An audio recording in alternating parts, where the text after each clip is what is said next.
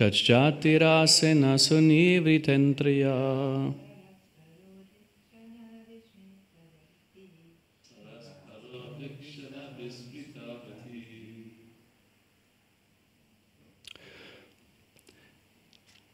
Tai, by them, the cheaters and pretenders, so-called yogis, swamis, incarnations, and gurus. Vanchita, being cheated. Hamsa Kulam, the association of great Paramahamsas or devotees. Samavishan, contacting. Arochayan, not being satisfied with. Shilam, their behavior. Upaiti, approaches. Vanaran, the monkeys which are all debauchees, with no good character. Tatjatirasena, by sense gratification, in the association of such debauchees. Sunivritta Indriya, being very satisfied with getting the opportunity of sense gratification. Paraspara, of one another. Udvikshana, by seeing the faces. Vismrta, who has forgotten. Avadihi, the end of life. Translation and purport by His Divine Grace, Srila Prabhupada Ki Jai. Being cheated by them, the living entity in the forest of the material world tries to give up association of these so-called yogis, swamis, and incarnations, and come to the association of real devotees. But due to misfortune, he cannot follow the instructions of the spiritual master or advanced devotees. Therefore, he gives up their company and again returns to the association of monkeys who are simply interested in sense gratification and women. He derives satisfaction by associating with these sense gratifiers and enjoying sex and intoxication. In this way, he spoils his life simply by indulging in sex and intoxication. Looking into the faces of other sense gratifiers, he becomes forgetful and thus approaches death. Purport. Sometimes a foolish person becomes disgusted with bad association and comes to the association of devotees and brahmanas and takes initiation from a spiritual master. As advised by the spiritual master, he tries to follow the regulative principles, but due to misfortune, he cannot follow the instructions of the spiritual master. He therefore gives up the company of devotees and goes to associate with simian people who are simply interested in sex and intoxication. Those who are so-called spiritualists are compared to monkeys. Outwardly, monkeys sometimes resemble sadhus because they live naked in the forest and pick fruits. But their only desire is to keep many female monkeys and enjoy sex life. Sometimes so-called spiritualists seeking a spiritual life come to associate with Krishna-conscious devotees, but they cannot execute the regulative principles or follow the path of spiritual life. Consequently, they leave the association of devotees and go to associate with sense gratifiers who are compared to monkeys. Again, they revive their sex and intoxication, and looking at one another's faces, they are thus satisfied. In this way, they pass their lives up to the point of death. Om Ajnanatimidandasya Gananjana Shalakaya Chakshuram Militam Yena Tasmai Shri Gurave Namaha Shri Chaitanya Manobishtam Stapitam Yena Bhutale Swayam Rupa Garamayam Dadati Svavarantikam Jai Shri Krishna Chaitanya Prabhu Nityananda Shri Advaita Gadadhar Shivasari Gaura Bhaktarinda Hare Krishna Krishna Krishna Hare Hare Hare Rama Rama Rama Hare Hare Vagishayasya vadhane lakshmiryasya chavaksasi yasya te hridaye samvit tam narasimham aham bhaje pralada hridayaladam bhaktavitya vidaram sharatinduruchim vande parindra vandanam harim. I read the verse once more. Being cheated by them, the living entity in the forest of the material world tries to give up the association of these so-called yogis, swamis, and incarnations, and come to the association of real devotees. But due to misfortune, he cannot follow the instructions of the spiritual master or advanced devotees. Jai Jagannath Baladev Subhadra Devi ki jai, Shri Shri Gaura Nitai ki jai. Therefore, he gives up their company and again returns to the association of monkeys who are simply interested in sense gratification and women. He derives satisfaction by associating with these sense gratifiers and enjoying sex and intoxication. In this way, he spoils his life simply by indulging in sex and intoxication. Looking into the faces of other sense gratifiers, he becomes forgetful and thus approaches death.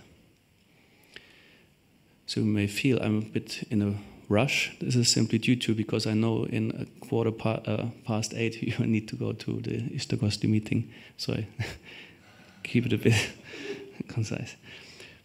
So, not everyone is the type of devotee, so you can just. all right, okay, thanks. Can relax a bit.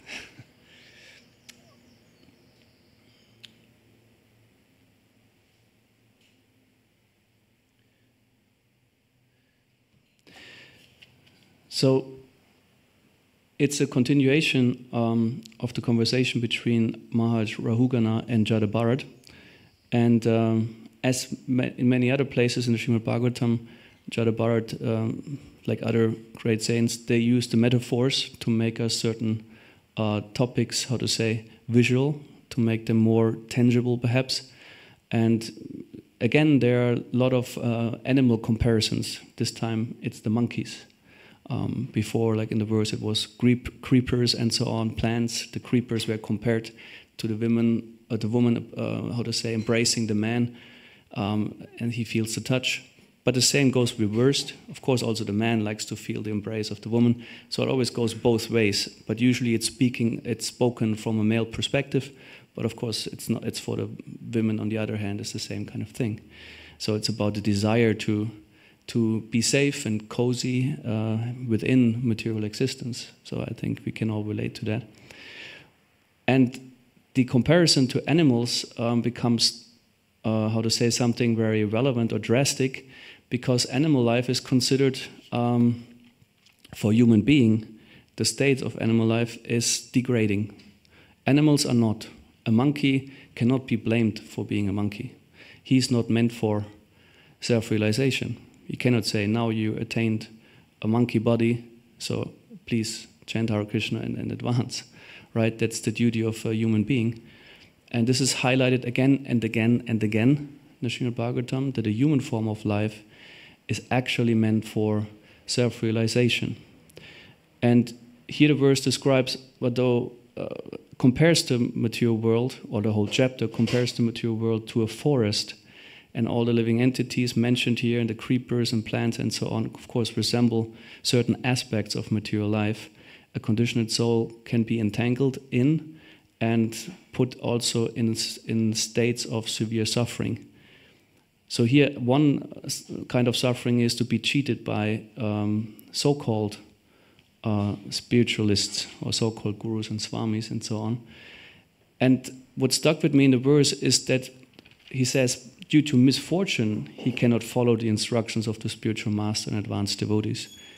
And so I was wondering, misfortune may sound to people something coming from outwards, being not something I have control over or influence on.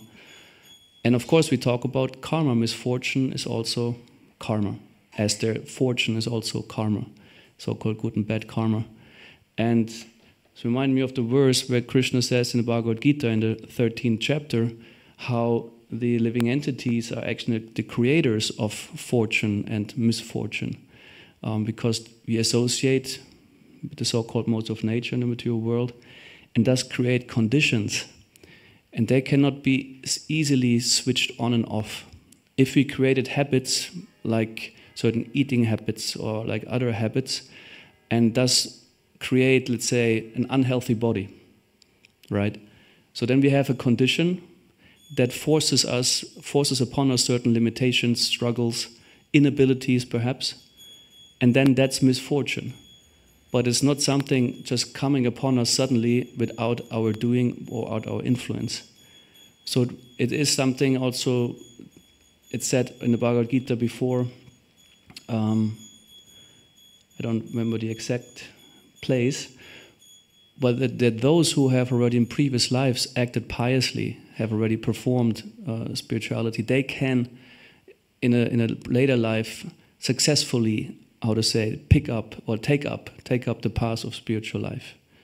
So they have created fortune, so to say. Of course, it's not only their doing. Krishna's mercy is the final, of course, or like the ultimate, how to say, ingredient for that. It says, Brahmanda Pramiti Kona Bhagyavantiva Guru Krishna Prasad Bhaya Bhakti Latabich. That it's Guru and Krishna, of course, who give the mercy. But in order to be, how to say, receptive for the creeper of devotional life, there has to be, how to say, a soil that is, how to say that? I forgot the English word, so that someone can, fertile. Yes, it has to be fertile. And so here in the Bhagavad Gita 13:21 it says, Kaya karana kartritve hetu prakriti uchyate purusha sukha dukhanam bhaktritve hetur uchyate. Nature is said to be the cause of all material causes and effects, whereas the living entity is the cause of the various sufferings and enjoyments in this world. So here, again, it's highlighted that it is our creation, actually. We are co-creators in this life, our life circumstances. We co-create. Of course, the actual possibility of any state of existence is created by Brahma. There's descriptions how he also created states of fortune, misfortune, empowered by Lord Vishnu. And through certain activities, each living entity can access these certain states of existence. And here the verse talks about that certain souls, if they find themselves unable to actually have true association with Vaishnavas, with sadhus, with gurus, they, how to say, have to let go kind of from that and seek the association, as it here said, sense gratifiers. This is probably very unique to the Hare Krishna movement. I hardly hear anyone talking about sense gratifiers. I think it's something that we in particular have in mind, because it's a term pointing out in particular the essential, so to say, activity of people who are engrossed in materialistic life. The senses are the center of activity, and the satisfaction of the centers are the priority. Right? And then the whole thing goes its way. And to the misfortune, also another verse is relevant to consider in the Bhagavad Gita, and that's in 9.3. Ashvaradhana purusha dharmasyasya parantapa aprapyamam nivartante mrityu samsaravartmani. Krishna points out that those who don't have faith on that path of devotional service cannot attain him, ashradhana, those don't have faith. And he says, consequently, or I say here, the wording is, therefore they return to the path of birth and death in this material world. It's kind of natural consequence. That's the marginal position of the living entity. The jivas are called tatashta shakti. Tatashta means like, it's in between the spiritual and material energy. It can go both on both sides. And if there's no faith in the devotional service, in the Lord, there's only one alternative. It's the material nature. And Srila Prabhupada also highlights in the purport very much how faith is essential. And I would like to talk a bit more about the topic of faith and read a few lines from the purport here. The faithless cannot accomplish this process of devotional service, that is the purport of this verse. Faith is created by association with devotees. unfortunate people, even after hearing all the evidence of Vedic literature from great personalities, still have no faith in God.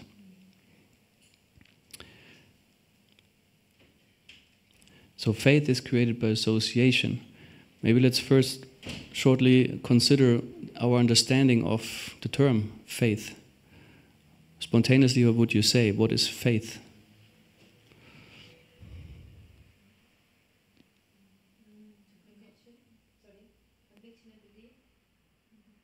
I think that hits it quite on the head, yeah?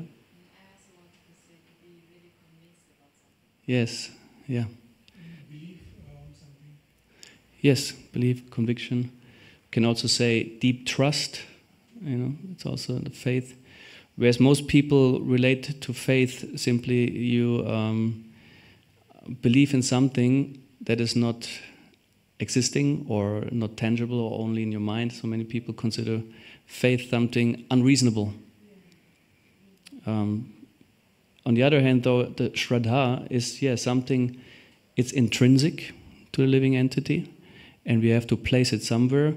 And even the nihilistic mindset, believing that there's no purpose to anything, is a type of faith, Shraddha, because we need something we exist, and in some way, somehow or other, we have to make sense out of it in order to even function in whatever way. So, and we adopt, according to the modes of nature, different types of faith. This is also described in the Bhagavad Gita.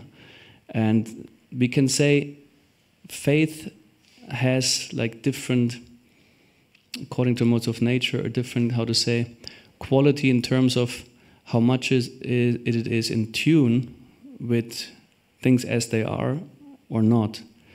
It is said in the mode of goodness, a person can see things as they are, because sattva is compared also in color in terms white. And if you have glasses which are, let's say, simply transparent, so you have no extra filters like color, like red or blue, which would maybe relate to modes of passion and ignorance. So these filters present you a different perception of the world. And through that you also develop a different kind of idea what the world is.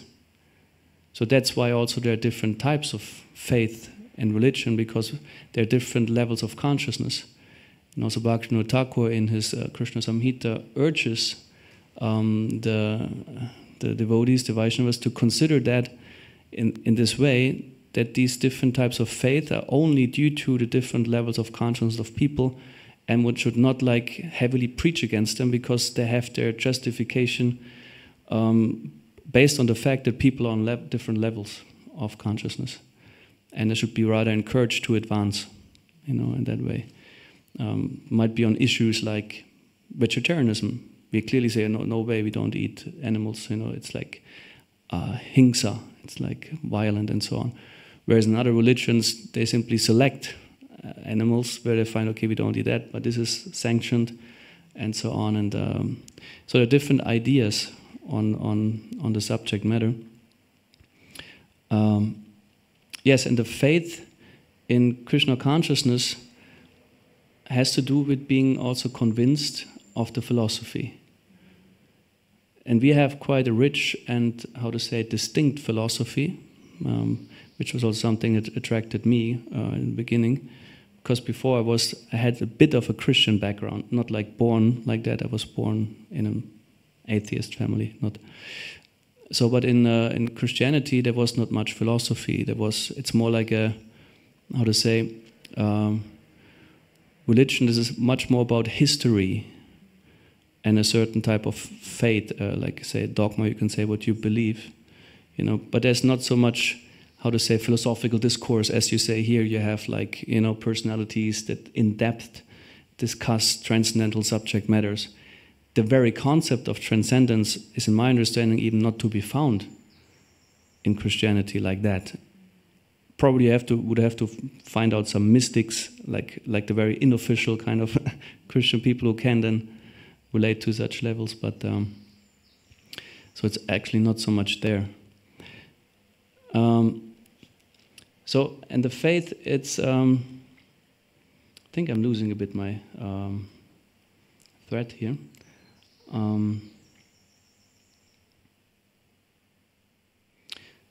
He says, unfortunate people, even after hearing all the evidence of Vedic literature from great personalities, still have no faith in God. So faith has to do also with being receptive, so that association can be something fruitful. Association does not simply mean, first of all, just being physically present in the same space, right? And say Haribol and kind of whatever, maybe take prasadam together. It's also a form of association. But actually association is also connection on a, how to say, deeper conscious level, exchange. Sri Rupa Goswami describes that in the Nectar of Devotion, how there are different levels of exchange. And also, what is a devotee is another question in that, if you say association of devotees. We can consider it externally, but we have to consider it internally. That actually devotees are also identified by the level of their faith, which is interesting. Because Kanishta Adhikari, Madhyama Adhikari, Uttama Adhikari, one of the major criteria for how they are distinct is their level or strength of faith in this process of Bhakti Yoga. And it has to do on one side, of course, with being grounded in the philosophy, but the philosophy alone is not the point that you understand it. It's about that we can mold our lives based on the philosophy and be, how to say, really conscious about it, so that it can be our guideline for what am I doing, you know, how do I, how to say, in which direction do I go in my life? Because also spiritual life means you have clear goals and intentions to your advancement, toward your advancement in spiritual life, so that your faith can be strengthened. Hare Krishna.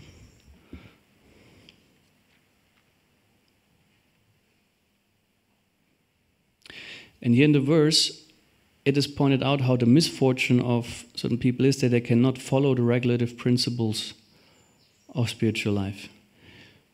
What has this to do with faith? It has to do with that, on one side, maybe I'm not too convinced that this is really for my benefit, perhaps. Besides, I feel the inability because of strong conditioning. And of course, we tend probably to think of regulative principles when the phrase is here mentioned about the 4 regulative principles. More this kind of what you're not supposed to do. But it applies as much, if not even more, to the positive regulative principles, what you're supposed to do, engaged in. May it be like having faith in that the Maha Mantra is truly, or chanting the Maha Mantra is truly a process that can make you fully God conscious. Srila Prabhupada highlights that even if you talk about philosophy, he says the Bhagavatam, we give so much attention to all the scriptures and Bhagavatam Katha and so on, so that actually faith is being created, that you, or like we all, can chant with conviction the names of God, Krishna's names. Because it said the Maha Mantra can reveal everything to you that is necessary for you to be revealed. But it requires the faith that it really has this potency. And faith also, unfortunately, we can maybe say, depends also a bit on our experience. If we don't make certain experiences, we tend to lose faith. Because we feel like, okay, if this is really something, I'm promised by chanting the Maha Mantra, by engaging in Kirtan, by serving the devotee, by following the Guru, I will be enlightened, I will be blissful, I will be this, that. There are so many, rewards, so to speak, of devotional service. But what if I don't experience that? Many devotees, and also they say, I feel it's like dry, I don't have that really rasa, I don't come to the point where I'm really fulfilled devotional service. I'm rather perhaps stressed and pressured by so many things I'm supposed to do and not to do. So that's more of a struggle than like a blissful existence. And that challenges our faith, right? I think we all went through certain experience already where we feel our faith has kind of been shaken it.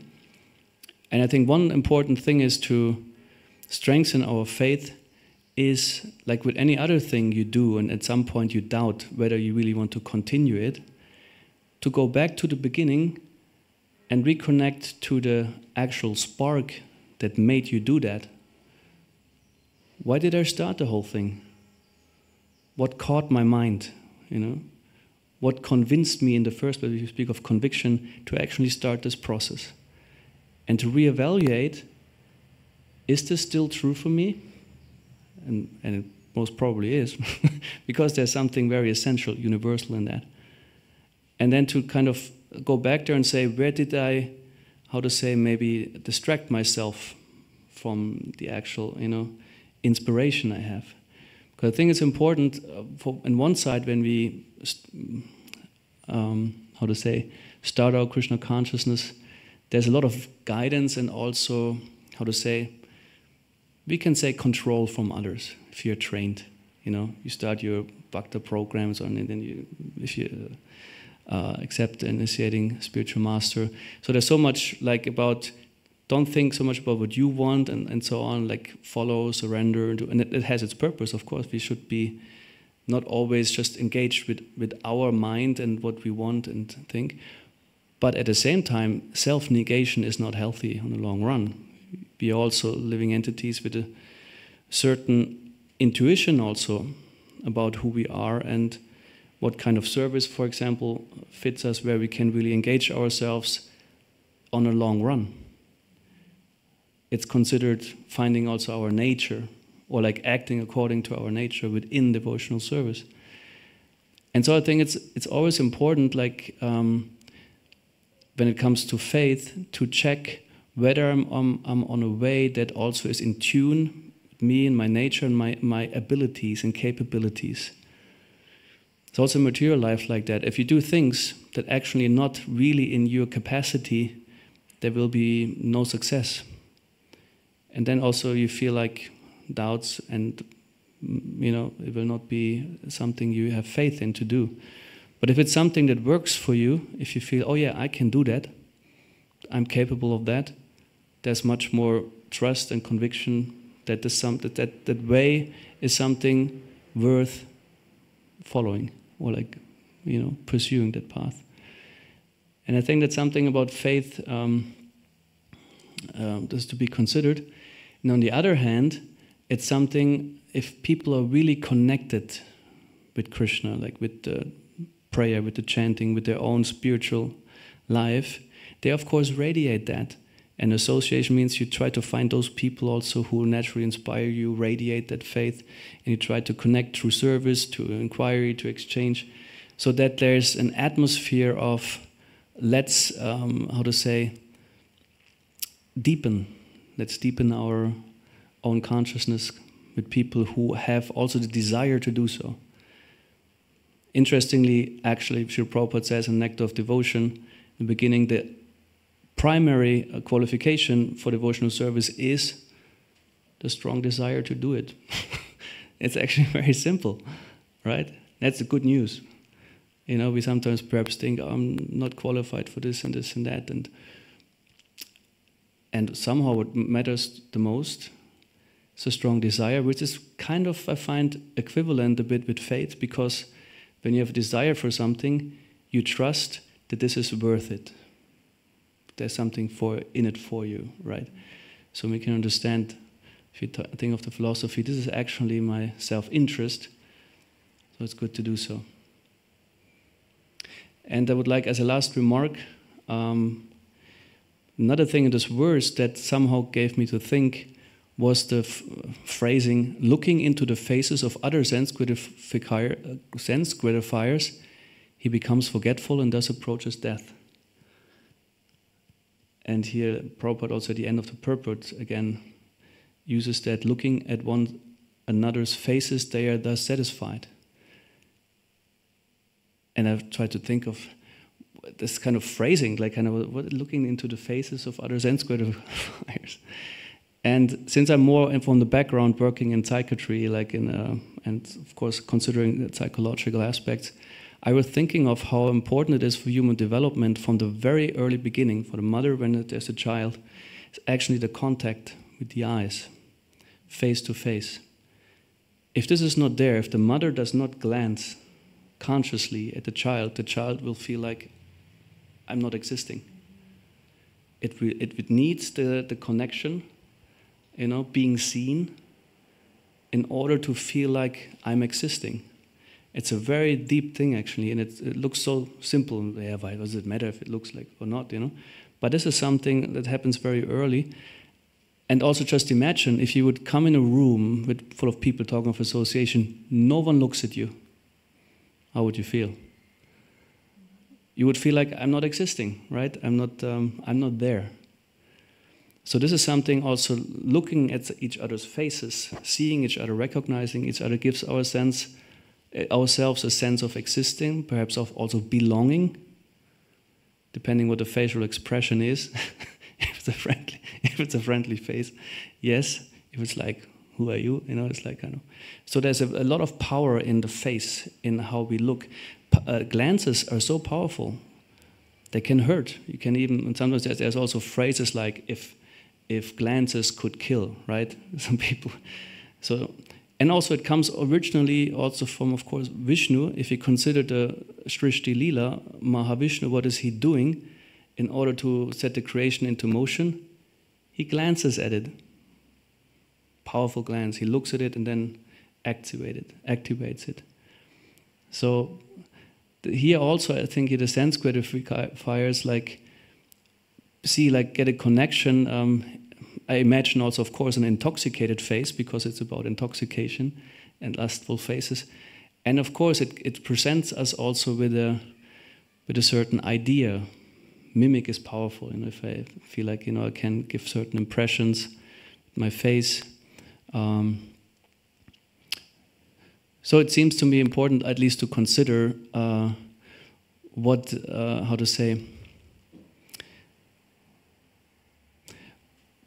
such phrases may mean. So I was just presenting a few thoughts on it, because somehow or other it kept me busy thinking.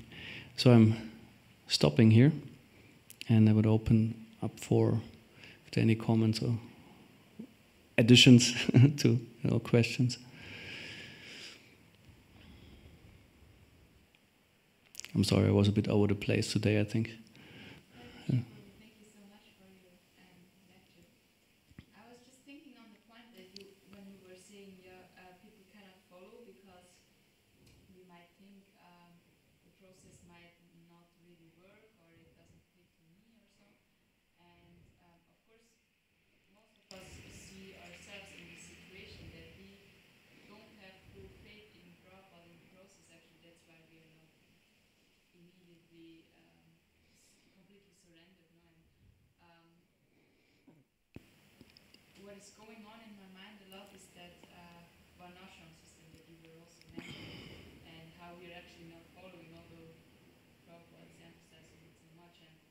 And maybe you can speak a few words on this faith, like how we can really have more faith in the words of Prabhupada. Thank you.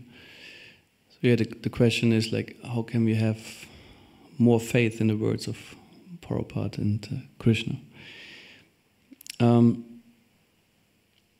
One thing is to try to simply be receptive, having an open mind. This is always a good thing, because often we're also occupied with our own maybe opinions and moods.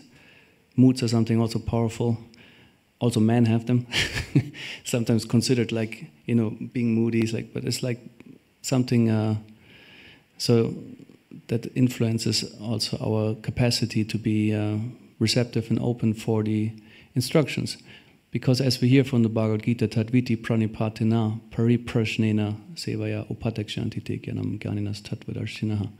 The two qualifications are inquiring submissively, and submissively, of course, has to do with that I make myself or put myself in a position, I don't really know things, I'm in need for guidance and instruction, so let me be open and receptive for what the authoritative source in that sense has to tell me, and being willing to do something in return.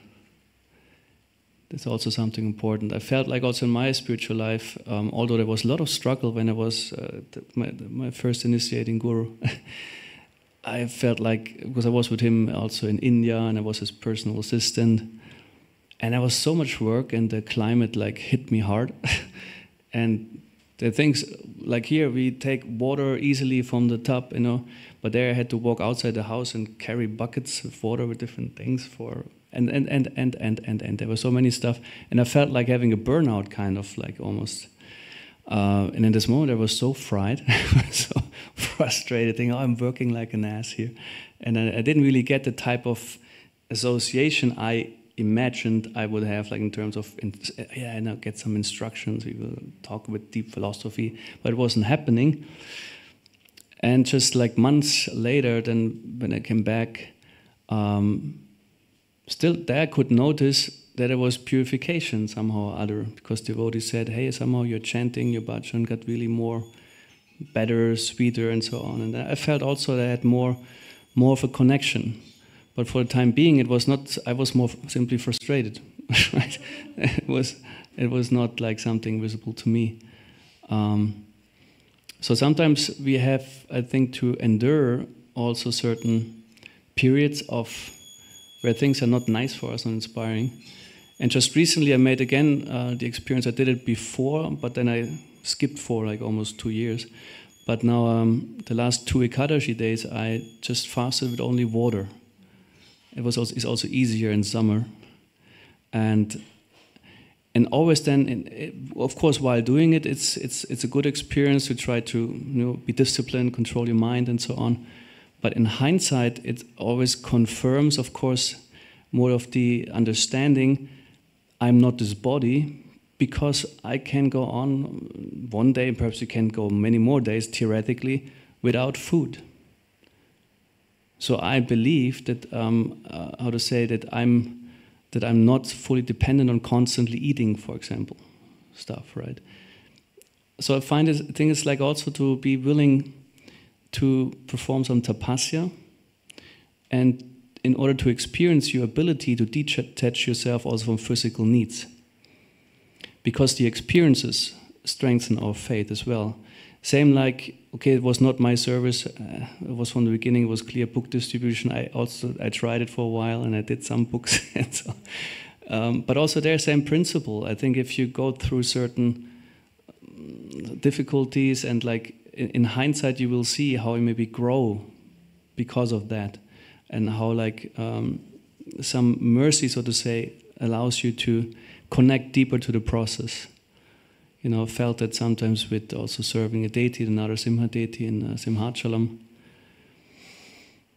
So these are some thoughts on faith, but perhaps Prabhu would like to say a few words on that. We don't have the microphone, right? The other one? Oh, there it is.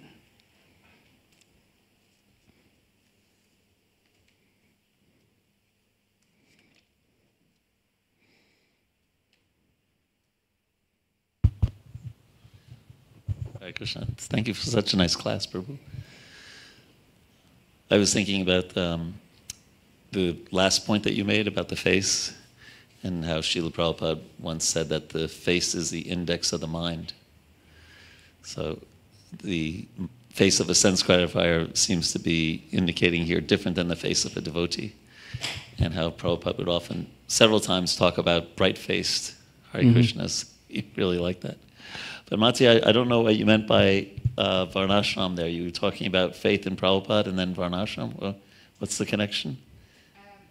Because I think we're not living it enough, so we might don't have enough faith. Okay. Yeah, because that comes up. We are definitely living it in terms of at least 50%. Everyone knows their ashram, pretty much. Right? They know they're brahmachari, they're married or vanaprastha sannyasis. It's pretty clear. And anyway, I won't get into the whole varnashram, but I was just wondering what you were thinking like that.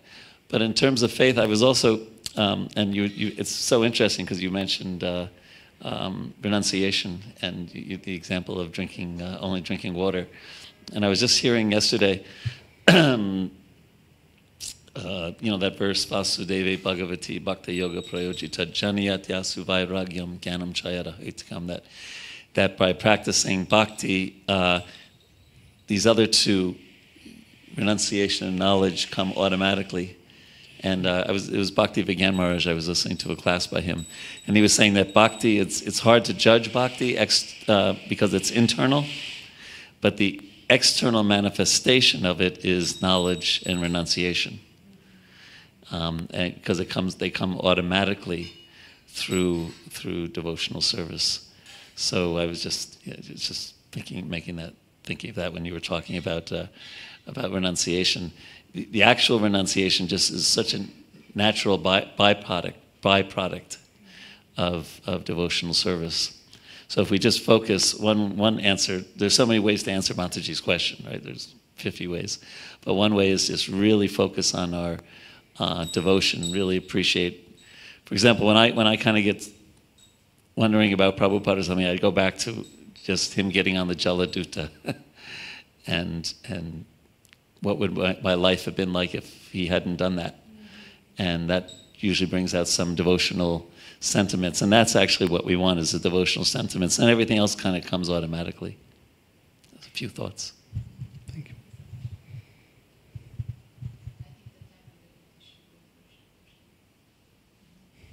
Thanks.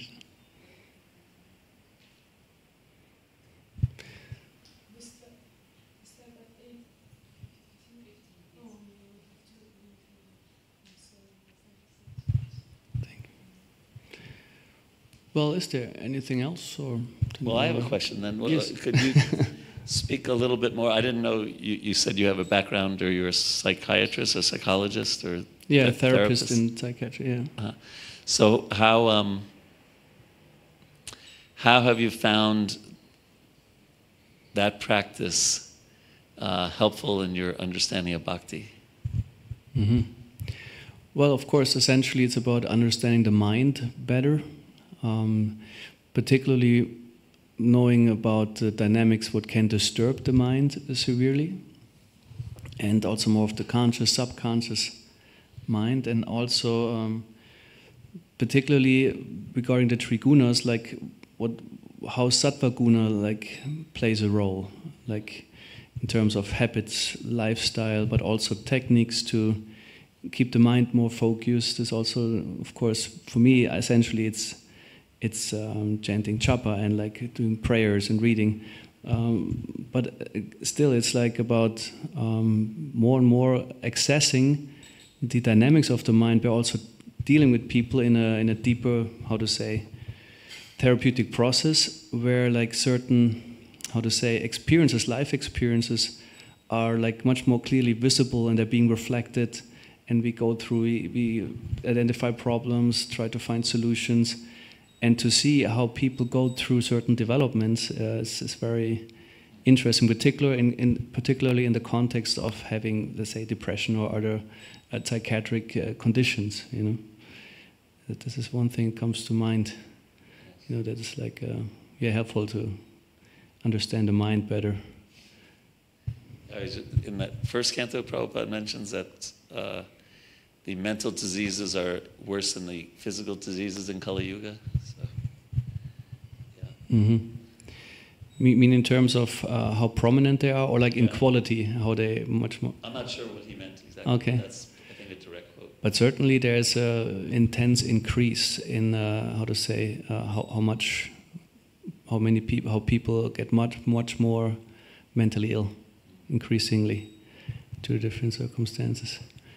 Yeah, and for us, what we can definitely offer, besides, of course, the transcendental perspective, but we have this whole concept of what is sattva guna, and so on, being in a mode of, health, balance, cleanliness, all these things, and seeing things this is interesting, seeing things in the right perspective. Prabhupada define, or the verse says, in sattva guna, someone sees things as they are. And what we do a lot also in therapy is, of course, awareness raising, also in coaching. I mean, I know you're you're a counselor, right? I did a course with you right away recently. I mean, there were so many people, the foundational, in May, I think it was, right? And awareness raising is so important, that because rajas and tamas make us unaware, they cover our minds too much. And to be really clear and centered to what is actually happening, try to have a clear objective perspective, it's so powerful. Being conscious, you know, that's something I also learned from there. I kind of can connect that to spiritual practice. So by awareness, you mean being aware of what's going. In other words, kind of like going to the balcony and watching yourself, being aware of where you're at. Is that what you mean by awareness? Well, we consider always, we call it meta thinking, like on a meta platform. Yes. Also, you're thinking to first become aware, like what your dynamics are, because sometimes we are more within the dynamic often, and we have to kind of step out of it, like from a perspective, maybe the balcony, and to be aware what's actually happening, to understand cause and effect. And it's fascinating also. And people are grateful. Actually, when I think about it, true. and then we can have access. If you're not conscious, we can't have access to that. So, thank you very much. Grantat Srimad Bhagavatam ki jai, Sri Prabhupada ki jai.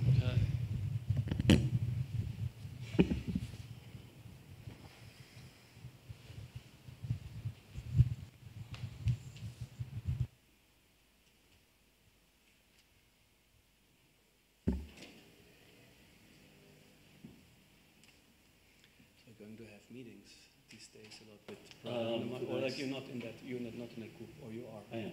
Next 3 days. Yeah. Not today, starting tomorrow.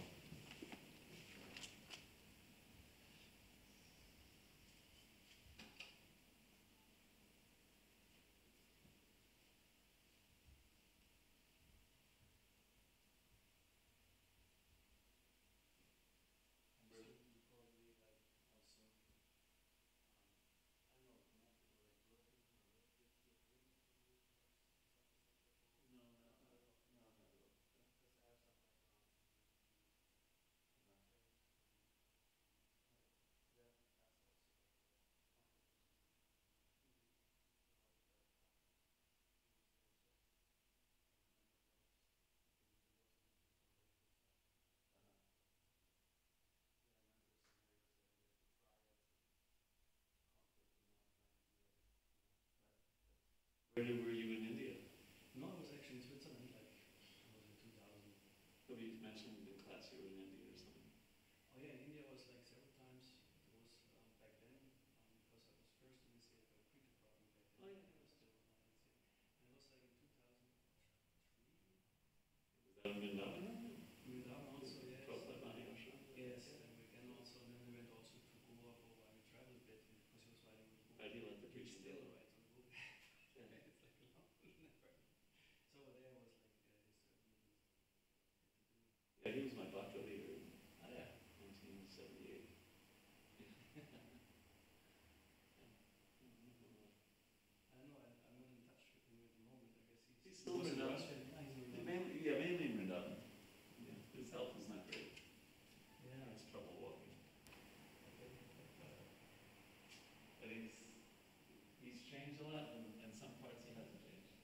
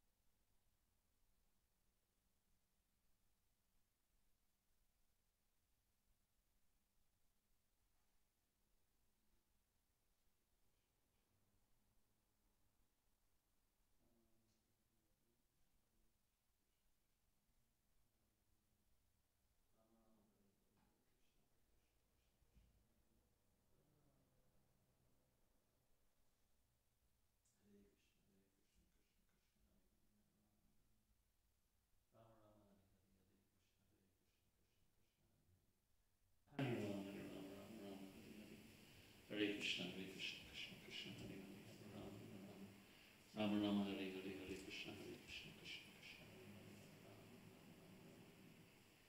Hare Krishna, Krishna Krishna, Rama Rama, Hare Hare, Hare Krishna, Krishna Krishna, Hare Hare, Rama Rama, Hare Hare. Krishna Krishna.